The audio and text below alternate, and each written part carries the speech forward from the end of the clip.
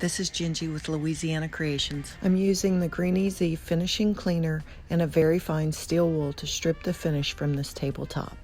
This is a non-toxic and eco-friendly product. I will be using gloves mainly because it's messy. I'm using the finishing cleaner at full strength in order to strip the finish.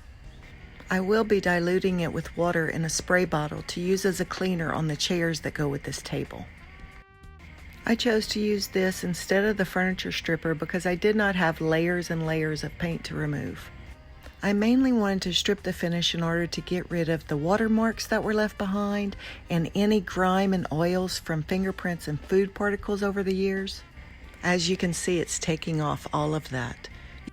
You'll see me turn the steel wool to a clean spot so that it's not clogged and can pick up more of the finish that's coming off. It really didn't take a lot of elbow grease to accomplish this. Now it's time to rinse with just water. Wring your rag out completely. You don't want to oversaturate the wood and make it swell. Rinse at least twice. Remember what the finish looked like before?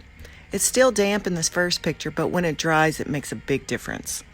I'm very happy with the results of the product with very little effort actually. I will consider using a less fine steel wool in the future just to see if it makes things go faster.